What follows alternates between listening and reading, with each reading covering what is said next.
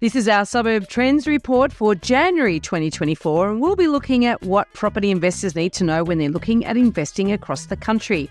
In this episode, we'll be reviewing the performance of each capital city over 2023. We'll also look state by state at the top 3 changes and what markets delivered the biggest surprises over the year. And most importantly, can we take any hints from this analysis and apply it as we move into 2024? Welcome to The Elephant in the Room. This is the podcast where we love to talk about the big things in property that never usually get talked about. I'm Veronica Morgan, real estate agent, buyer's agent and buyer's agent mentor, co-host of Foxtel's Location Australia, author of Auction Ready and co-host of Your First Home Buyer Guide. And I'm Chris Bates, mortgage broker, recently ranked number 5 in Australia out of over 18,000 brokers in the annual MPA Top 100 Mortgage Broker Awards. Before we get started, I need to let you know that nothing we say here can be taken as personal advice. We always recommend you engage the services of an appropriate and experienced professional. This month, we've asked Ken to review the performance of 2023 across the country and highlight what he believes will be the biggest topics for 2024. So let's start by looking at each capital from an inventory and listings perspective from January last year compared to December and see what has changed. What have you got for us, Ken? Yes, the listings is a really interesting one with listings as probably a starting point here. I'll start with some of the biggest increases and decreases. The top 10 decreases, Perth dominates for the decreases compared to a year ago with listings. So if demand keeps up to where it is, that'll push inventory down. A lot of these markets have already got low inventory, so it does appear that they're falling down in terms of inventory levels. So that'll keep the pressure up on Perth. So specifically, Belmont Victoria Park is an SA3. That's in Perth South East. Winner Manly up in Brisbane is number 2. Mandurah over in WA is in there as well. So you can kind of see the theme here. It's all centred around WA. Next is Wanneroo, Perth Northwest, Stirling, Swan, Bayswater, Bassendean, all Perth Northeast. And it's just fascinating. This is Perth SA3s dominating the list or being at the top of the list of low new listings activity. Is that what you're talking about? Listing change. If we look at the listings comparison to where they were a year ago to where they are now, we are looking at this list we've got at Belmont Victoria Park, the first one. They're 37% below where they were this time last year, going all the way down to 10th place is minus 32%. So these are markets that have fallen. The house listings have fallen by 30% or more in the last 12 months, bucking a fairly significant trend because there are a number of markets around the country where we've seen some increases, but when it comes to WA, it's gone the other way. Even though prices have been going up, I imagine in these areas, right? Usually we see prices go up, listings increase. So if anything, listings were maybe too many before, and hey, actually, maybe we don't want to sell our average investment properties now. There's price growth. Maybe let's keep them because there's a bit of momentum. Do you think that's playing into this, Ken, where, people were listing last year because they weren't seeing any real returns? Now they're like, actually, let's hold on to these. It's hard to identify the price increases as the root cause of why people might be may not be selling because what we're finding is the opposite in Perth. But prices have been going up. They're reasonably well, and usually we see when the market's hot, people decide to sell if there's a place to move to. So it's really hard to uncover that the motivations as to why. The data just suggests it's an affordable market still, and that seems to be the most significant driver as to why people are buying. Interestingly enough, Perth is well publicised as have been in the doldrums for a good decade, and then of course in recent times has been performing very, very well in terms of price growth. And we know that it's been a bit of a darling amongst the affordable investor community that looking for places to park their money from the eastern states. And in the face of all that and the impact that's having on prices, you would think, as has often been given as the reason why a lot of investors have sold out of units in places like Brisbane, where they've had no growth over 10 years. It's like they get a little bit of growth and then like, hell, I'm out of here. The same thing hasn't necessarily happened in Perth, or perhaps there's a smaller percentage of investors over there that did hold property, and there's actually an increasing cohort of investors buying property perhaps. So I guess we watch this space. Yes. What about the other capitals?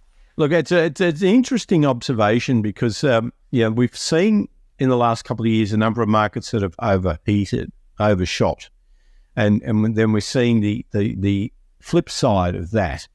So a lot of people rushed out en masse, and demand outstripped supply and pushed up prices significantly high. And we'll talk about it because some of these markets are showing up on our lists. So they exited the cities during the great COVID exodus, flushed to these areas that were 5, 6, 7 hours out of the capitals. Prices overheated. We're seeing the results of that. That's a new variable of interest when it comes to looking at these markets and some of the interesting trends. So there's a risk there that it's getting too much love. However, what counters that argument when it comes to Perth is it's still affordable. So when we're comparing it to house prices compared to medians or median multiples of household income, it's still affordable. These other markets that came back the other way that you could consider overheated, well and truly outpaced wages for the area. So next one, let's moving on. So we're moving on to listings decreases for units. I'll quickly cover that. It's all Perth again. So, Bunbury, Perth, there's only really Sunshine Coast is in the list, Moreton Bay's in the list, Central Queensland, but it's all Perth and Bunbury. So again, but the listings changes there are some of the bigger numbers. So the average across that top 10 list is minus 35. So there's been a more significant fall over the last 12 months in units across those SA3s. Now we move across to areas where listings have increased, and suddenly we see Sydney coming to the mix. So we're seeing a significant increase in percentages of listings, but there's a big call out here. The inventory levels are still relatively low. So you've gone from a super duper tight market back to a tight market, even though listings have increased. So I don't see it. But at the very end of the year, didn't listings start tapering off again in Sydney? They usually always have that seasonal effect. So you see running into December and January, it doesn't really pick up till the second or third week of January usually. This data here I'm talking November though. Yeah, this is averages around November. So I've just compared November of last year to November this year and looked at average listings. And what this is telling us is some of the bigger percentages. We've seen Chatswood Lane Cove seen a fairly significant increase, but these came off such a low base for the whole SA3 back in November. Chatswood Lane Cove only had 47 listings. It's just like, it's insane. Yeah, inventory levels were down around 1 for all of these markets, down around 1 this time last year. So that's 1 month's worth of inventory. So if nothing listed, back in November, if nothing else entered the market, within 5 weeks, there'd be nothing left to sell in the whole SA3, in theory. So I wouldn't get too excited about this particular top 10 of increased listings because we've come off such an extraordinarily low base and we still have very, very low inventory levels. So don't get too excited about that, but you've got Chatswood, Marrickville, Sydenham, Petersham in the mix, Manly, Ku-ring-gai, Ryde. So the usual suspects, even Leichhardt's in there, but again, I'm really not going to get too excited about that. And then the last one, we'll only quickly cover this one off. Listings increase for units. ACT dominates this list with some significant increases. Now, what makes this a little bit different is some of these markets do have inventory levels in excess of 4 months.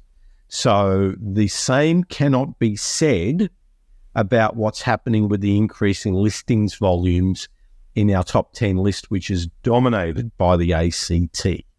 Can we look at our other big capitals? So you've got Melbourne, Brizzy, Adelaide.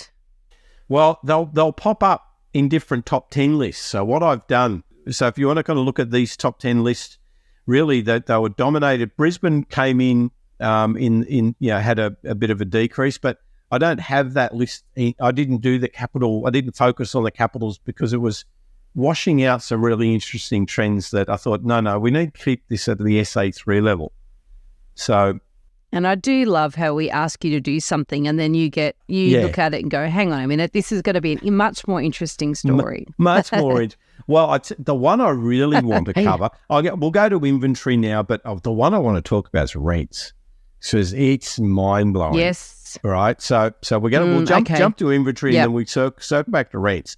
Now, we can talk about inventory decreases in houses. There are no surprises here. Guess who dominates? It's Perth. Perth. So it's all Perth, South Perth, Belmont, Victoria Park. There's only a couple of newbies in there. You've got Centenary, SA3 in Brisbane West, and you've got actually Tweed Valleys in there, in the Richmond Tweed. So it's fallen from 6 months of inventory down to 4.69. So there might be a little bit of an indicator there that the softening of prices might be enough to entice people back in. So that may start to indicate a bit of a turning point. Inventory decreases in units. I'll cover that, then I'll breathe and let you talk. We are talking about a very mixed bag here. Rouse Hill, McGrath Hill's a lot of new housing stock.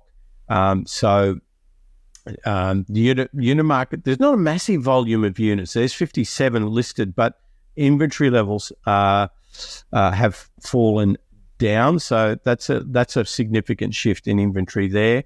We're moving up to Bowen Basin. Bunbury's in there, so a decrease in inventory for units in Bunbury, down by a couple of months. Perth City, down by a couple of months. And then Gosnells is in there, Perth Southeast, that's down by 1.7 months. Here's the one that I wanted to talk about that was interesting, and I'll pause. Fairfield in Sydney. Fairfield units in Sydney, they're relatively affordable. They're below 500K, about 450K. That's gone from 7.27 months of inventory a year ago to 5.78 now. And I think that's an interesting trend. The question is why? Who's buying there and why? And I'm going to put it down to the immigration policy because it's a very inviting place for people to join up with family members. Well, I mean, their median price is only about 450,000, right? Yeah. So, that market, I mean, it was just a client I was chatting to yesterday, not so much Fairfield, but not far away, to be honest. It might even be in that pocket. Yeah, it just makes it's very attractive to first-time buyers, like a 2-bed apartment on an older block that's walkable to a train, and it's a way entry into the market under sort of 800, no stamp duty. And, I don't know if there's too much new development there compared to other parts of Sydney where there's lots of new apartments. I would put it down to that is, just really strong first home buyer demand out there for sort of these entry-level units in Sydney. That they don't want high density. They're coming educated, and I think that would be my take on that. A lot of walk-ups around there. Yeah, but it's also for Fairfield's a very multicultural suburb. So potentially, if immigrants are coming here that do have family connections in the area, that could, I mean, we're theoreticizing here because none of us have been out there talking to the local agents, asking them what they're seeing on the ground. But that is quite interesting. It is. But I was born in Fairfield Hospital. So there you go, a bit of trivia. Were That's you? a trivia night question. So you have been out there. I've been out there. In fact, many, many, many years ago when I was a graphic design student, I helped design an exhibition out there, which is called Hidden Heritage. It was for a book about multiculturalism in that area. So there you go. I get one talking about houses. I could have mistaken that as Hidden Heritage. A lot of fibro out there. I don't know if you call that heritage. Do you want to talk about inventory increases? Because now that this gets a bit more interesting. I mean, going back to your last point, inventory decreases. So where, stock on the market is falling. I mean, yes, it's gone down a lot in Perth, but we're still looking at levels of like 3, 4, 5 months of inventory compared to sort of the 6s and 7s that they were maybe 12 months ago. But, when we looked at where inventory is really tight in some suburbs in Sydney, it's, still 2s and 3s, right? So it's, while you say it's affordable, but there's still a bit of stock on the market, right? Like it still needs people to be out there buying. So there's still there isn't so much of a shortage of housing in Perth to buy if you can enter the market. Yes. Yeah, I think it's a relatively affordable, cheaper. The ticket price is cheaper for a house. And that seems to be attracting And there's more choice. Yeah, a lot of choice. And it seems to attract, the hordes, the chat group hordes. The pylon's still there. It is interesting, though, just to have that nuance and the nuanced look into data, So we're talking about movements. And so movements are interesting. But, as Chris has pointed out, hang on a minute, don't forget, there are other areas that haven't moved. They're still low. And so, obviously in these conversations, there's lots and lots of conversations that happen about property everywhere you go. And it is always good to have that critical thinking and the ability to spin the dice a little, spin the wheel a little bit and have a look at it from a different angle. What are the changes? So let's talk about where inventory is rising. Once again, we're looking at the needle moving, because the last time we spoke about this, it seemed to be that really where this was most prevalent or most noticeable was in those sea and tree change areas that were just outside that relatively easy commute to a CBD, and this sort of U-turn was happening as a result of, I guess, the returning pilgrims from fleeing lockdowns and all the rest of it. So, and we've heard and spoken to various people that have, concurred with this happening. Is that still happening in certain areas? Is it more pronounced in some areas than others? It's exactly what this list suggests. So we've got a top 10 list here where inventory has increased in comparison to where it was this time last year, increased by 3.2 months up to 5 months. All of these locations now are well and truly in a position where I'd call them buyer's markets. A high level of inventory, certainly well above 7 months of inventory. Topping the list, Southeast Coast down in Tas and West Coast in Tas. So bit of a theme that we'll see pop out in some of these lists is Tas is having a bit of a hard trot. Then we move to Wellington, which is in the Latrobe Gippsland. Now, there's something going on there. There must be. I didn't get time to look at the jobs market, but there might be something going on with the employment situation in the Latrobe Gippsland. So it's worth a look. And then I'll round it out. There's Creswick, Dalesford, Ballon in Ballarat. So Ballarat's popped up a few times, and Gippsland Southwest. Wow. So again, still in that Latrobe Gippsland. So these are areas that have had the largest increase in house inventory levels. Pretty scary that like Ballarat there, right? So it's gone from 5 months of inventory, which is on the high side 12 months ago. And, that's, median price was sort of 765. Now, if you try to sell a house in Ballarat, you're looking at, 9 months of inventory? Like, inventory, is the desperation of buyers, right? So if there's lots of choice, things aren't moving, listings aren't evaporating. As a buyer, you can be patient, pick the eyes out of the market, wait for a quality asset, and particularly prices are falling as well. But, when inventory is really tight, you're waiting months and months, you're getting more and more frustrated with your search. Finally something comes on, but it sells in 7 days and you miss it, and then you're back to the drawing board. Like you're anxious, right? You want to transact, and that usually leads to price growth. So, this I think really quite worrying for people if or if an investor wanted to get bail in Tassie, well, good luck trying to sell it if it's not quality asset when there's 10, 11 months of inventory, right? Like you've missed the boat. You've entered the party, but you haven't left the party at a good time. You've left it too late. Well, it's FOMO on the side of the seller now because it's the fear of not getting the sale. And what happens is FONGO, it's called. Yeah, Fear of not getting out. Yeah, so we've got price medians are only going to be measured on those that sell. So the ones that sell are those currently in a high inventory environment who get desperate to sell or are most eager to take a price adjustment. So they list typically at a higher price because their expectations are still pegged to what it was a year ago or 2 years ago. Just, I only memorized the peak, right?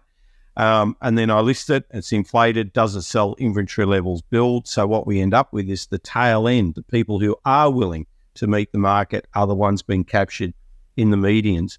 So that's that. We can see that playing out in these markets. It's sort of interesting that, isn't it? Because really, if it was like a Dutch auction, like at the fish markets, where there's a pallet load of fish and the clock starts high and it just keeps going down until you find somebody's prepared to pay at a cheap enough price, then you discover real market value or real price movement. But instead, it's the willing vendor and the willing buyer. Now, to southeast Tasmania, does that include Hobart? Hobart's a really interesting. So if you look at central inner Hobart, I think the from memory the SA3 scored, it's held up much better than its surrounds. But you only need to be 5 minutes or 10 minutes out, and the market conditions change dramatically. So there is no way you can isolate just the inner ring and say it is going to be isolated. There is a cross contamination that happens between these markets because they're so close. Well, it's also a very small city, so it's, we've got to remember that is it our 12th largest city? I think so. We've got, oh God, now I'm pulling it out of my head. Newcastle, Toowoomba, Geelong, all bigger than Hobart. Anyway, let's move on. What else have you uncovered? And then we'll quickly cover off the inventory increase for units. Geelong is in there, or the Surf Coast Bellarine Peninsula. So that's jumped up. So very significant inventory level there. So Surf Coast Bellarine Peninsula is featured on the wrong lists for several months now. So certainly it's appearing in there. Units, though. In unit. Oh, no, it had been appearing on the housing market. So it was one of those, the story we said earlier about, the mass exodus and these lovely places to move to. And I think too many people move too quickly with too much money. But the standout for me here is... Well, I was talking to a buyer's agent from Geelong recently, and their inventory, the cry was, there is just no stock, right? So there must be Geelong proper. Yeah, Geelong proper. And then we moved, because the SA4 is Geelong, and it's a pretty big, when you move to some of these regional locations, the SA4s can be quite large. But Palmerston and Darwin City are in there. So that was probably my call out is, Darwin's very interesting because the rental market was so tough for so long. So it's really, really fascinating to see that they're popped in there. But let's move to the one that's really interesting, the rents. So I'll start with the good story for a renter, not good for a landlord. There's not a lot in these lists, though. This is the rental decrease for houses. The rental decreases here are between -1% and -7%. So they're not significant by any means. Central Highlands, Tasmania is in there. But what we'll see here is probably a little bit of an indicator supporting our story of the mass exodus and boomerang. Southern Highlands, Orange, Queanbeyan, Richmond Valley are in that list. So that's a really interesting one. And the other, probably the dominant capital in here is the ACT. So 4 of the top 10 are in the ACT. So without a doubt, it does appear that the supply of rentals has been, or the supply of property in the ACT has been pretty good, and or a lot of bureaucrats have decided to retire and move down the south coast or to Sydney, whatever, wherever they go. All right. So if you need to rent, if you want to do your tree change, and as we always recommend, you rent before you buy, try before you buy. Now's the time to do it if you're going to go Southern Highlands, Richmond Valley, Tweed Valley, Orange. or the ACT is not quite a tree change. You reckon? So there's more rentals available. There is. So rental decrease. So we've got, we'll get to vacancy rates in a minute, but yes, we're talking about rental price decreases. Now, this is really interesting in its own right. I looked at all of the SA3s over 360 odd, and then you split it up, and then you come up with a list of how many unit markets have decreased in price. I could only find 5. Only 5 nationally have decreased in price. That's very telling. 2 of them are in the ACT. And what are they? Tuggeranong, Molonglo, Richmond Valley Coastal, bit of a theme going on there. Southern Highlands, bit of a theme there. And again, Surf Coast, Bellarine. So there is a common thread. Are there a lot of units really in those areas? ACT, I know there's been an oversupply problem sometime, right? But the other areas? Look, the only 2 that have got high inventory in that list, or 3, Surf Coast, Southern Highlands got reasonably high inventory. Molonglo has higher inventory, but the other 2, which is Richmond Valley Coastal, Tuggeranong, they're pretty low, reasonably low levels of inventory. So, not to get too excited about it. But I think the most interesting thing is how small the list is. Yeah. So what do we attribute that to? There's just not enough rentals around the place. That's the People summary. are buying. Yeah, or no, there's just rent. There's not a lot of affordable rentals. So that's what the driver is. Yeah, so, whether that's people, investors selling, whether there's just just low vacancy rates, and more and more people are still forced to rent, and there's just not enough to rent. But yeah, if you're renting in Geelong, you're okay, right? Because there's heaps of inventory to buy, rents have gone down. It sounds like you're okay, but trying to rent a unit anywhere else, it's a bit of a struggle, right? Let's jump over to the wow list. Here we go. This is the most interesting lists. These 2 lists, we've got the rent increases for houses and the rent increases for units. Top 10, the dominant players. It's all Sydney and Perth for the rent increases. So we've seen the highest increase for houses is the Eastern Suburbs South, has increased 27% compared to this time last year. 27% hike in your lease median. So your lease median a year ago was about 1,100. That's bumped up to 1,400.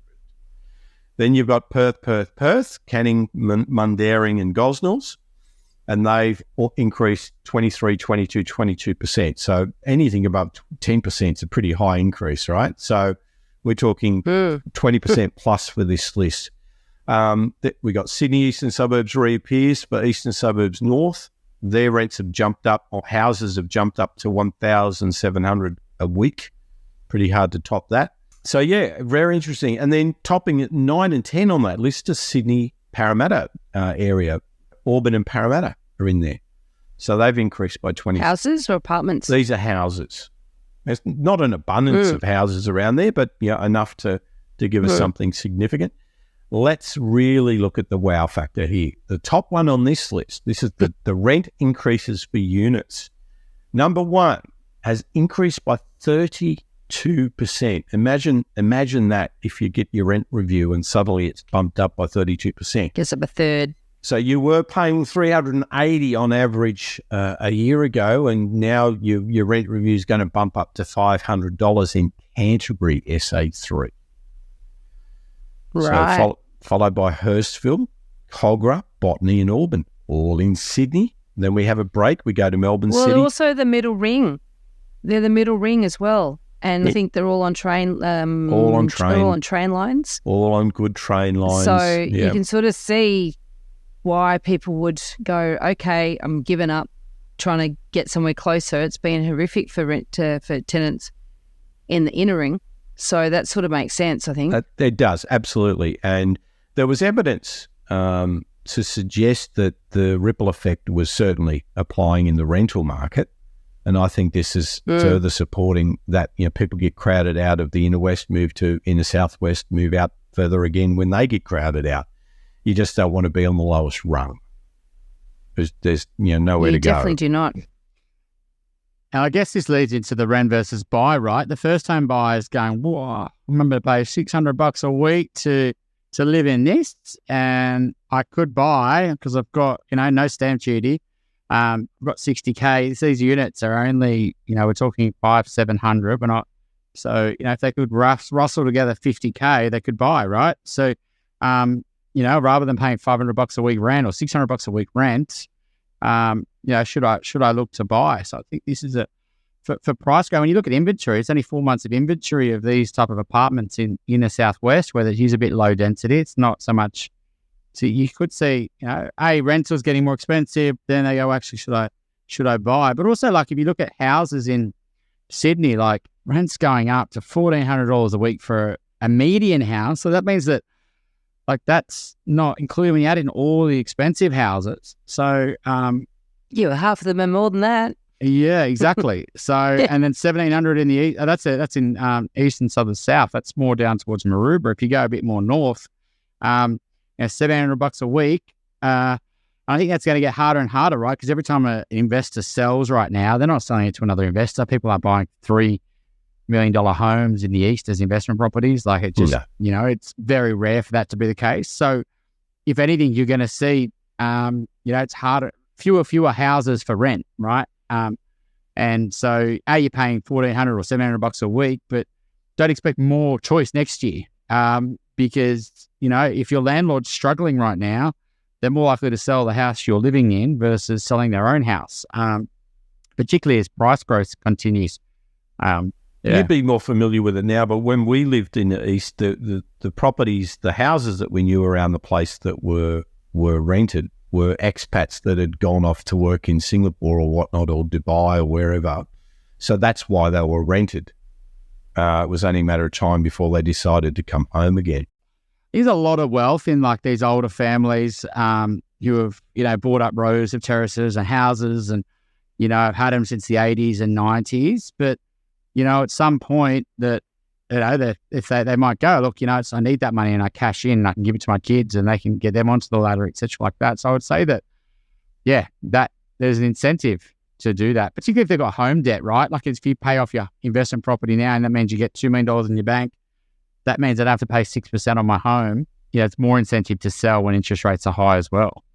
If you've got home debt. It'd be great to have a grandparent in their 90s living in Bronte or Tamarama right now, wouldn't it? I so lucked out. Depends what hospital you're born at, I guess, Ken. That's the thing, right? Yeah, definitely not Fairfield. Not a lot of intergenerational wealth coming from my heritage, I'm sorry to say. Just lucky that you and I are Gen X and we're able to make it ourselves. Now, what do you think will be the biggest topics for 2024 then, Ken? Oh, okay. So I'm going to argue that the single biggest topic for me is going to be what's happening with New South Wales Min's government focusing on all of the rezoning, specifically around these rail stations. My take on what will happen is it will create a number of, it'll be 30 or more Docklands. So if you look at the couple of differences between Docklands went through some doldrums in terms of the rental market. I don't see that these markets will go through the doldrums in the rental space because the rental market's so dire. However, if we look at a 10-year period, I think prices went up by $20,000 or less, the median price for Melbourne City over a 10-year period. So I believe that's going to be really the blueprint for these particular suburbs moving in. Over the next 10 years, we're going to be faced with such a significant level of supply that it will challenge investors who get caught up and don't look at all of their options. If they're going to spend $700,000, which is kind of what these new units will probably cost, $900,000.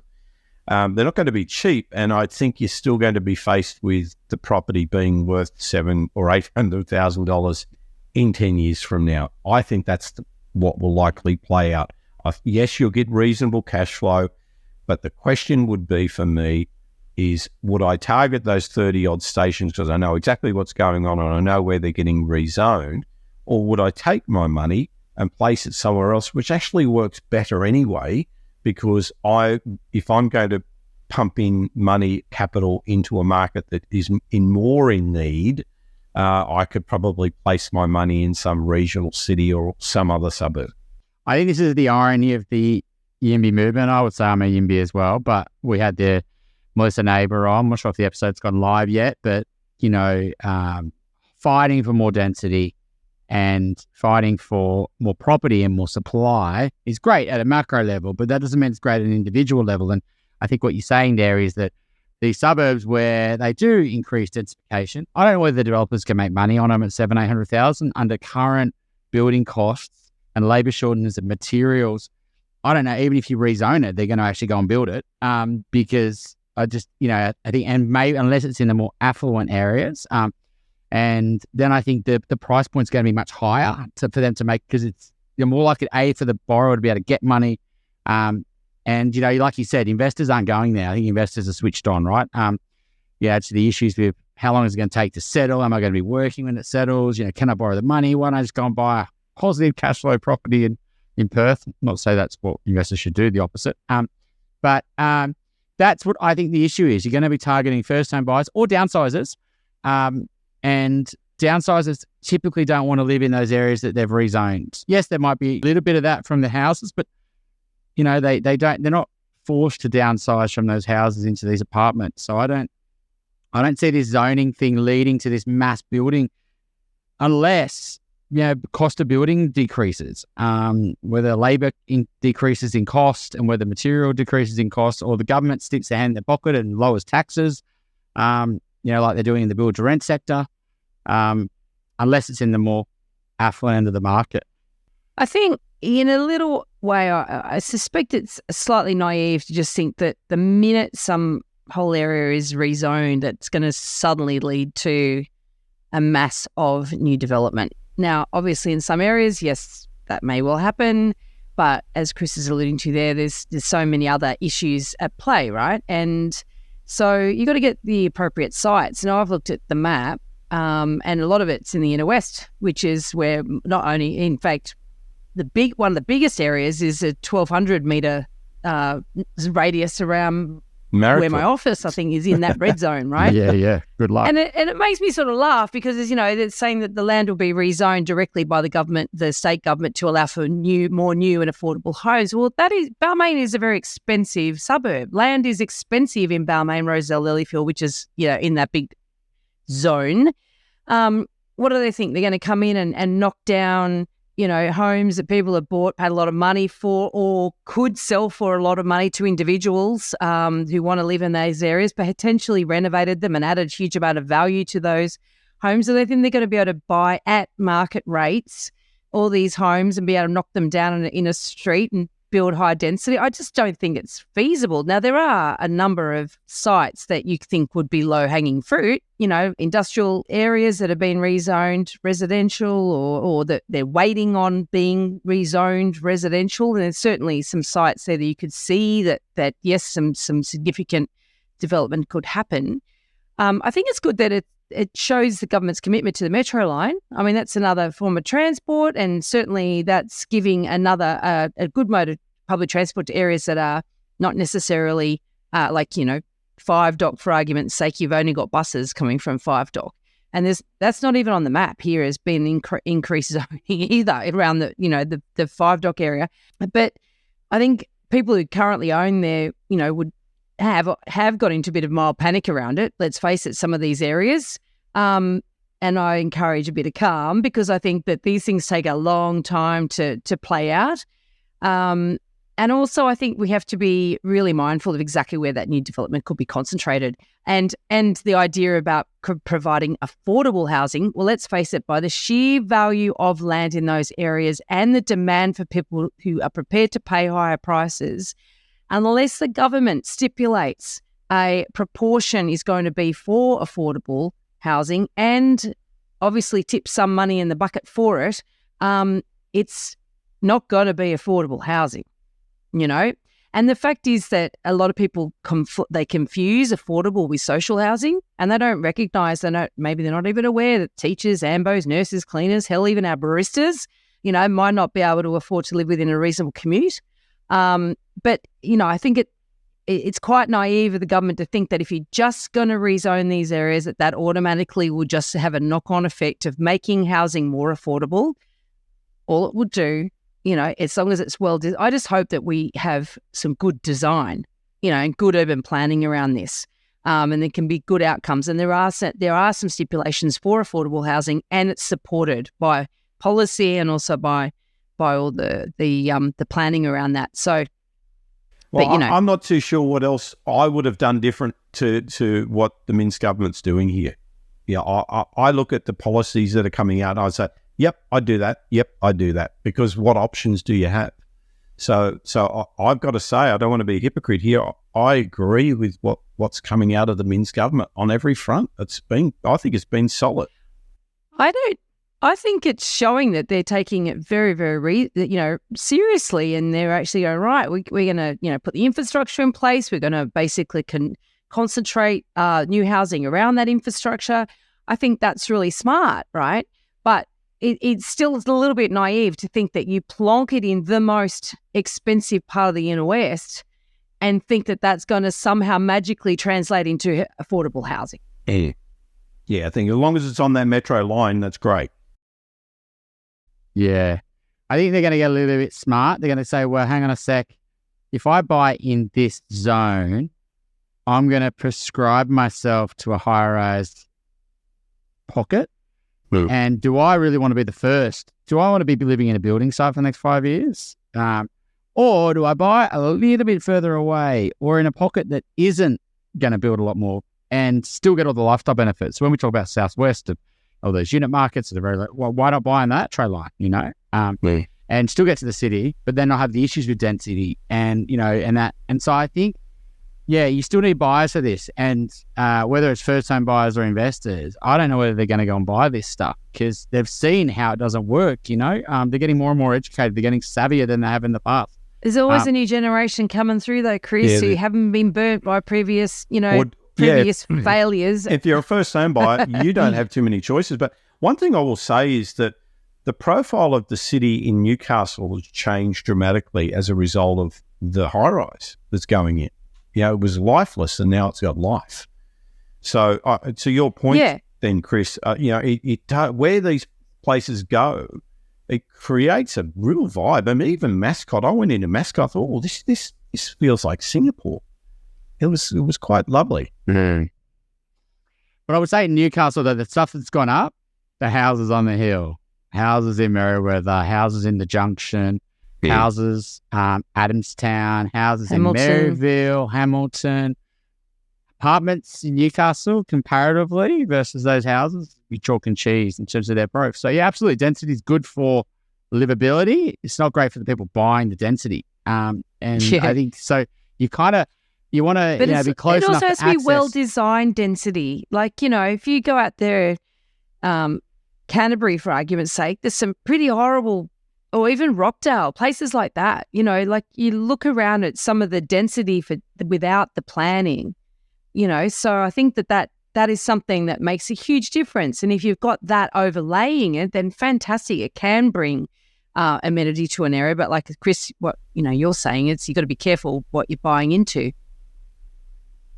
So I think if you what's good for society, what's good for you? This is what I think will dominate next year. Yeah. Yeah. Yeah. I think you're right. I agree with you. So let's watch this space. We shall continue to have conversations and see what's happening. Well, I mean, I think the other thing that's just dominating the news today is that, the US of expectations on rates completely shifted, right? Now, hey, 9 in 10 economists think there's going to be a rate cut by Christmas. And, most are actually pricing rate cuts from March next year now. So, how that shifted, and then if rate cuts start coming, that completely changes buyer sentiment and, confidence and, on very low listings, right? So you look to those inventory levels. So what happens if we get demand spike at a time when there's still very low listings? And I think that could be the surprise when it's still negative forecast next year. And, now all of a sudden the conversations, rate cuts are coming, and they're coming, That's quite the first I've heard of it. So year. that's amazing. That is, because that's what's going to drive everything. Yeah. So that could be a big thing that by January, February, when the market starts coming back, the demand could be completely different with a new level of anxiety than we saw this second half of this year. Well, Ken, Happy New Year. Thank you very much for sharing your analysis and your data with us. And we look forward to lots of interesting chats with you as this year unfolds. Watch Merry this space. Christmas. If you have a question that you'd like us to answer in an upcoming Q&A episode, you can send us a voicemail or written question via the website, theelephantintheroom.com.au, or you can email us directly at questions@theelephantintheroom.com.au. If you like what you're hearing, please share this episode with others you feel would benefit. And while you're at it, why not leave us an iTunes review? 5 stars would be great. I know that sounds a bit cringy, but we have it on good authority that every review helps make it easier for other people to find out about us and hear what our amazing guests have to say.